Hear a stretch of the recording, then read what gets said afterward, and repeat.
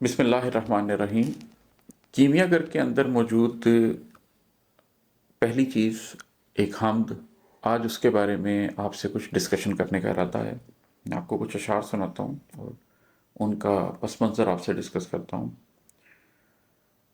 تیرے نام پہ اٹھی جو تحریک وہی بیدار لگی، جو الحاد پہ رکھی وہ تہذیب ہمیں بیکار لگی۔ دنیا میں تہذیبیں دو طرح کی ہوتی ہیں، ایک وہ تہذیب جو اللہ کے نام پر رکھی جاتی ہے۔ اگر ہم دنیا کی تاریخ کے اوپر نظر ڈالیں تو ہمیں پتہ چلتا ہے کہ آغاز میں آدم علیہ السلام سے اور اس کے بعد نوح علیہ السلام سے جس تہذیب کی بنیاد رکھی گئی وہ اللہ کے نام پہ تھی، لیکن اس کے بعد ایک بہت بڑا دور ایسا گزرا جس میں شرک کو ایک انسٹیٹیوشن کے طور پر اپنا لیا گیا، اور دنیا میں جن تہذیبوں کی بنیاد رکھی گئی وہ شرک پہ رکھی ہوئی تھی۔ اس کے بعد حضرت عیسیٰ علیہ السلام کے دور کے بعد سے، جس کو ہم انگلش میں ایج آف فیتھ بھی کہتے ہیں، ایک دور آیا جس کے اندر جن تہذیبوں کی بنیاد رکھی گئی وہ تہذیبیں فیتھ کی بنیاد پہ رکھی گئی تھیں۔ اور پھر اس کی سب سے بڑی مثال تو اسلام کا آنا ہے، جب نبی کریم صلی اللہ علیہ وسلم کی دعوت کے نتیجے میں ایک بہت بڑی تہذیب کی بنیاد رکھی گئی جو 3 براعظموں تک سیاسی طور پر بھی پھیل گئی، اور اس کے تہذیبی اثرات تو پوری دنیا پر پائے جاتے ہیں۔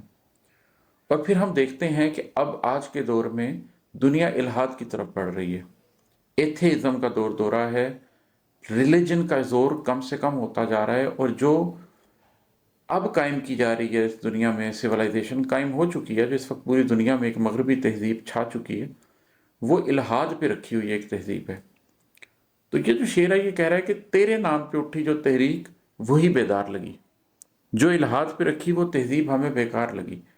الحاد پہ رکھی ہوئی تہذیب چاہے مادی طور پر جتنی مرضی ترقی کر جائے، لیکن وہ جو انسان کا ایک حقیقی مقصد ہے کہ وہ قلب سلیم لے کے اللہ کے سامنے پیش ہو اپنی موت کے وقت، اور اپنی زندگی ویسی گزار سکے کہ وہ قلب سلیم حاصل کر سکے اپنی موت تک، وہ ہمیں اس تہذیب سے حاصل نہیں ہو سکتا، الحاد کی تہذیب سے۔ اس کے اوپر انشاءاللہ تعالیٰ پھر کبھی تفصیل سے بات کریں گے، لیکن الحاد پہ رکھی ہوئی تہذیب سے اپنا منہ موڑنا اور اپنا تعلق اس تہذیب کے ساتھ رکھنا جو اللہ کے نام پہ رکھی گئی ہو، یہ بہت ضروری ہے۔ اور میری زندگی میں یہ ایک بنیادی اساس ہے جس کے اوپر رہ کر میں نے اپنی زندگی کی کاوش کا آغاز کیا تھا، اور آج بھی اسی کاوش کو لے کر اپنی بات کو پھیلانے کی کوشش کر رہا ہوں۔ اگلا شعر دیکھتے ہیں کہ لا الہ الا اللہ کی ضرب سے سینہ کانپ اٹھا۔ لا الہ الا اللہ کی ضرب سے سینہ کانپ اٹھا، استغفار کے ورد سے ہلتی قلب کی ہر دیوار لگی۔ یہ جو قلب ہے، اللہ نہ زمین میں سما سکتا ہے نہ آسمان میں سما سکتا ہے، لیکن یہ قلب مومن میں سما جاتا ہے۔ تو یہ جو لا الہ الا اللہ کی ضرب ہے، کیونکہ جب ہم جانتے ہیں کہ ترازو کے ایک پلڑے میں اگر لا الہ الا اللہ لکھ کے ڈال دیا جائے اور ترازو کے دوسرے پلڑے میں سب کچھ ڈال دیا جائے تو وہ پلڑا جھک جائے گا جس میں لا الہ الا اللہ لکھا ہوا ہے۔ تو اس کی جو قوت ہے لا الہ الا اللہ کی، یہ جب آپ کے ضرب آپ کے سینے پہ پڑتی ہے تو اس سے آپ کا قلب زندہ ہوتا ہے، اس سے آپ کا قلب جاری ہوتا ہے، اس سے آپ کے قلب کے اندر سے مادی دنیا نکلتی ہے اور اللہ آتا ہے۔ اور پھر جو آپ توبہ کرتے ہیں، پھر جو آپ استغفار کرتے ہیں، اس کے ورد سے آپ کو لگتا ہے کہ آپ کے قلب کی ہر دیوار ہل رہی ہے۔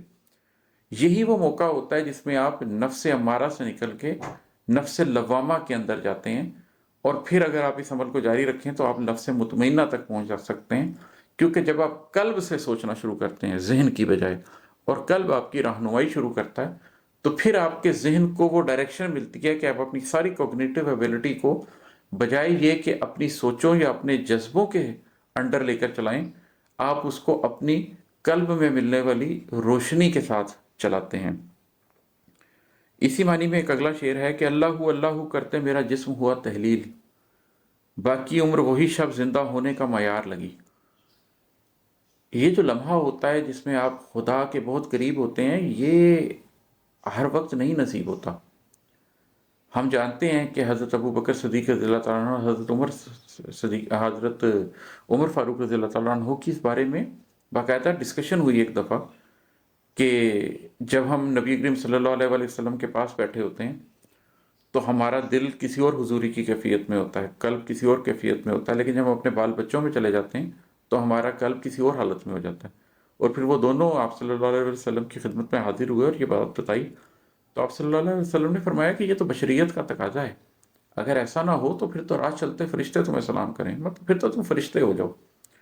تو ایسا نہیں ہوتا، لیکن کبھی کبھی رات کی تنہائی میں، اکیلے میں آپ اللہ کے قریب ہوتے ہیں تو آپ کے اوپر کوئی رات، کوئی لمحہ، کوئی پہر ایسا گزرتا ہے جس کے اندر آپ یہ محسوس کرتے ہیں کہ گویا جسم میں روح نہیں ہے، روح میں جسم ہے۔ اللہ اللہ کرتے میرا جسم ہوا تحلیل، آپ اپنا جسم پگھلتا ہوا محسوس کرتے ہیں۔ قرآن جس چیز کا ذکر کرتا ہے کہ اہل ایمان جب قرآن پڑھتے ہیں تو ایک وقت آتا ہے کہ ان کے رونگٹے کھڑے ہو جاتے ہیں اور ان کی کھالیں نرم ہو جاتی ہیں اور پھر وہ اللہ کی طرف متوجہ ہو جاتے ہیں۔ تو وہ جو حضوری کی ایک کیفیت پیدا ہوتی ہے، اس شعر میں اس کا ذکر ہو رہا ہے کہ اللہ کرتے میرا جسم ہوا تحلیل، باقی عمر وہی شب زندہ ہونے کا معیار لگی، کہ زندگی تو وہی تھی۔ وہ جو پہر گزارا تھا حضوری میں، وہ جو پہر گزارا تھا رب کے حضور سجدہ ریز ہو کر، حقیقی زندگی کا معیار وہی ہے، باقی چل چلا ہوا ہے۔ بشریت کے تقاضوں کے تحت دنیا کے سارے کام ہیں، لیکن جب موقع ملے گا میں اس حضوری کی کیفیت میں جانے کی کوشش کروں گا، زندگی میں 2 4 10 دفعہ بھی مل جائے، حقیقت وہی ہے، حاصل وہی کرنا۔ ذات سمندر نفس اندھیرا، قلب میں روشن تیرا نام، آیت کریمہ پڑھتے پڑھتے زیس کی کشتی پار لگی۔ حضرت یونس علیہ السلام جب اللہ تعالیٰ کے اذن کے بغیر اپنی قوم کو چھوڑ کے چلے گئے اور کشتی میں بیٹھے، اور پھر قرا نکلا اور ان کو سمندر میں پھینک دیا گیا، اور پھر ان کو مچھلی نے نگل لیا، پھر ایک رات کا اندھیرا تھا، ایک سمندر کی گہرائی کا اندھیرا تھا، ایک مچھلی کے پیٹ کا اندھیرا تھا، اور ان 3 اندھیروں میں پھر انہوں نے اللہ تعالیٰ کو پکارا، آیت کریمہ پڑھی، لا الہ الا انت سبحانک انی کنت من الظالمین۔ تو اللہ نے ان کو اس غم سے نجات دی، اور ساتھ میں قرآن میں فرمایا کہ اگر وہ اس طریقے سے رجوع کرنے والے نہ ہوتے تو قیامت تک وہیں رہتے، مطلب وہ مچھلی کا پیٹ ہی ان کے لیے لحد بن جاتا۔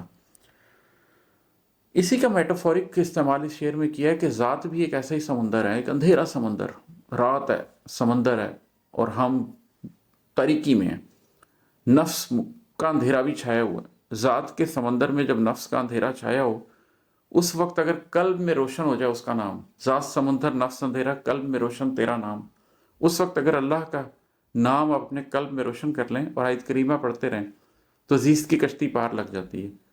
تو قلب کو روشن کرنے کا طریقہ ہی یہ ہے کہ لا الہ الا انت سبحانک انی کنت من الظالمین پڑھیں پڑھیں اور پڑھیں۔ میری ایک نظم ہے جوگی، وہ سنیے گا، اس معنی کے اوپر وہ پوری نظم ہے۔ قلب کو سونا کرنا تھا اور سوچ کو تیز بنانا تھا، ذات کو پارس پتھر سے رگڑا ہے، اسی سے دھار لگی۔ آپ جب پارس پتھر سے کوئی چیز رگڑتے ہیں تو وہ سونا ہو جاتی ہے، تو اگر آپ نے اپنے قلب کو سونا کرنا ہے تو اس کا بھی ایک ہی طریقہ ہے، اور اگر آپ نے اپنی سوچ کو تیز بنانا ہے تو اس کا بھی ایک ہی طریقہ ہے کہ وہ جو پارس پتھر آپ کا قلب ہے جس میں اللہ کا نام لیا جا رہا ہے، وہ جو سورہ نور میں ذکر ہے، اللہ کے نور کا ذکر ہے، وہ جس قندیل میں ہے، وہ یہ آپ کا قلب ہے، اس کے اندر آپ قلب کو سونا کرنا چاہتے ہیں تو اس پارس پتھر سے اپنے قلب کو رگڑیں، اسی سے دھار لگائیں، اسی سے آپ کی سوچ کی تشکیل ہوگی۔ تو جب آپ اپنے جذبوں کی اور اپنے سوچوں کی تشکیل اپنی روحانیت سے کرتے ہیں، بجائے اس کے کہ آپ اپنے جذبوں اور سوچوں کو امپیریکل ایویڈنس کے اوپر یا اپنے اوپر گزرنے والے واقعات کے اوپر ڈال دیں، تو اس سے جو شخصیت بنتی ہے اس کا نقشہ اس شعر میں نے کھینچا ہے۔ اور یہ 2 شعر میں اکٹھے سناتا ہوں، یہ آپ کو معنی اس کا۔ سوچ گریزاں جذبے ٹھنڈے، جسم پریشاں روح غریب، سوچ گریزاں جذبے ٹھنڈے، جسم پریشاں روح غریب، رب سے دور ہوا تو اپنی ذات مجھے بیمار لگی۔ جب آپ اللہ سے دور ہوتے ہیں تو آپ کی سوچیں بھی آپ سے گریزاں ہو جاتی ہیں، جذبے بھی ٹھنڈے ہو جاتے ہیں، جسم بھی پریشان ہو جاتا ہے، آپ کی روح بھی غریب ہو جاتی ہے، مطلب سفر میں نکل جاتی ہے، اس کو کوئی ڈائریکشن نہیں مل رہی ہوتی۔ آپ ہیں کیا؟ انسان 360 ڈگری میں 4 چیزوں کا مرکب ہے۔ آپ ایک جسم ہیں، آپ ایک جذبہ ہیں، آپ ایک سوچ ہیں، اور آپ ایک روح ہیں۔ Heart, mind, body and civil, یہ 4 چیزیں ہی آپ کی بکھر جاتی ہیں اگر آپ اللہ سے دور ہو جائیں، اور اگر آپ اللہ سے تعلق بنا لیں تو یہ 4 یکجا ہو کر زندگی کا ایک مقصد پا لیتی ہیں۔ جسم کو چھوڑ کے جانا برسوں سخت اذیت ناک لگا، جب اللہ سے رشتہ جوڑا تب ہی روح تیار لگی۔ قرآن اس بارے میں ذکر کرتا ہے کہ جب ان لوگوں کی موت آتی ہے جو نافرمان ہے تو فرشتے ان کی پیٹھوں پر مارتے ہوئے ان کی روح سے کہتے ہیں کہ باہر نکلو، اور ساتھ میں یہ بھی بتاتا ہے کہ جب اہل ایمان کی روح نکلتی ہے تو کتنی محبت سے کہا جاتا ہے کیا اے نفس مطمئنہ، رب تجھ سے راضی اور تو رب سے راضی۔ تو جسم کو چھوڑ کے جانا برسوں سخت اذیت ناک لگا۔ جب روح جانتی تھی کہ زندگی جیسی میں گزار رہا ہوں اس زندگی کا انجام ٹھیک نہیں ہے تو مرنے کو تیار نہیں تھا، موت سے خوف آتا تھا۔ جب اللہ سے رشتہ جوڑا تبھی روح تیار لگی۔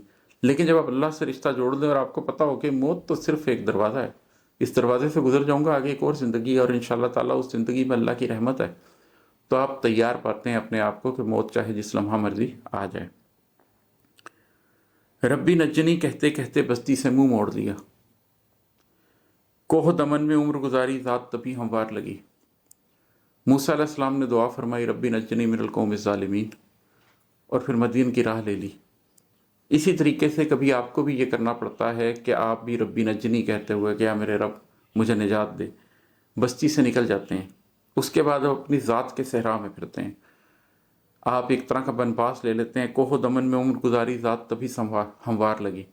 آپ کو اپنی زندگی میں کچھ عرصہ بنپاس لینا پڑتا ہے، دنیا کو چھوڑ کے ربی نجنی کہہ کے سائڈ پر ہونا پڑتا ہے، اور اس کے بعد پھر آپ اپنی ذات پہ کام کرتے ہیں تو آپ کو اپنی زندگی کا کوئی مقصد حاصل ہوتا ہے۔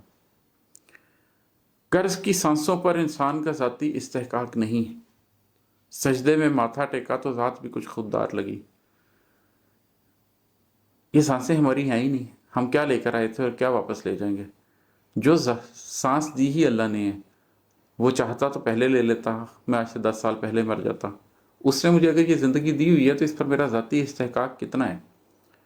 یہ جو ہم کہتے ہیں نا کہ میری ذات ہے، اس پہ میری مرضی چلے گی، میرے جسم پہ، میری روح پہ، میری سوچ پہ، میرے جذبوں پہ، ایسا نہیں ہے۔ یہ قرض کی سانسیں ہیں۔ اللہ نے یہ سانسیں دی ہیں، آپ کو خودداری کا تقاضا یہی ہے کہ جس نے آپ کو یہ سانس دی ہے اس کو ہی یہ سانس لوٹا دی جائے، اپنی سانسوں کو اسی کے لیے استعمال کیا جائے۔ وہ چلیں اگلا شعر سناتا ہوں۔ میں تو مٹی کا قالب تھا تو نے نور بھی پھونک دیا، ہستی یکدم کرنوں کے سفروں کو بھی تیار لگی۔ انسان کیا ہے؟ ایک مٹی کا قالب ہے اور اس کے اندر ایک روح ہے جو کہ فرشتہ ہے۔ تو میں تو مٹی کا قالب تھا تو نے نور بھی پھونک دیا۔ آدم علیہ السلام سے پہلے بھی انسان تھے، لیکن وہ کیا تھے؟ وہ جانور تھے، مٹی کے قالب تھے۔ پھر اللہ تعالیٰ نے آدم علیہ السلام کے اندر اپنی طرف سے نور پھونک دیا، روح پھونک دی۔ تو وہ جو مٹی کا قالب تھا انسان، اللہ نے نور بھی پھونک دیا، اب ہستی یکدم کرنوں کے سفروں کو بھی تیار لگی۔ اب ہم مٹی نہیں ہو سکتے، اب ہمارے اندر روح پھونک دی گئی ہے، اب ہم نے کرنوں کا سفر کرنا ہے۔ اب یہ چاہے جہنم پہ ختم ہوگا یا جنت پہ ختم ہوگا۔ تو اگر ہر انسان بھی اس بات کو ریئلائز کر لے کہ اللہ نے ایک نور میرے اندر پھونک دیا ہے اور اب میں ابدی ہو چکا ہوں، اب میں نے ختم نہیں ہونا، اب میں نے موت کے دروازے سے گزرنا ہے اور اپنی اصلی زندگی، حقیقی زندگی کا آغاز کرنا ہے، تو پھر جن سفروں کی تیاری آپ کی ذات کرتی ہے وہ سفر ہی کچھ ہو رہا ہے، وہ یہ مادی سفر نہیں ہے۔ اللہ اللہ اللہ اللہ اللہ اللہ اللہ، بس پوری عمر لگا کر اتنی بات سمجھ سرکار لگی۔ اس شعر کی تشریح نہیں میں کرنا چاہتا، یہ بس آپ سن لیں، اللہ اللہ اللہ اللہ اللہ اللہ اللہ، بس پوری عمر لگا کر اتنی بات سمجھ سرکار لگی۔ اور آخر میں ہے کہ کہتے ہیں سیلاب میں ڈوبے لوگ نہیں ملتے ہیں عماد، نفس امارہ کو ورد کی محفل یوں مجدار لگی۔ جیسے مجدار کے اندر کچھ ڈوب جاتا ہے، اسی طریقے سے اگر آپ ورد کر رہے ہوں، اللہ کا نام لے رہے ہوں، اللہ کا نام لے رہے ہوں اور بس اللہ کا نام لے رہے ہوں، کسی بھی معنی میں بس اللہ کا ذکر کرتے چلے جا رہے ہوں، تو نفس امارہ جیسے مجدار میں کوئی چیز ڈوب جاتی ہے، اسی طرح نفس امارہ بھی اس مجدار کے اندر ڈوب جاتا ہے، اور جو چیز بچتی ہے وہ نفس ہے جو پہلے لوامہ اور پھر نفس مطمئنہ کی سٹیج سے گزرتا ہے۔ آج کے لیے اتنا ہی۔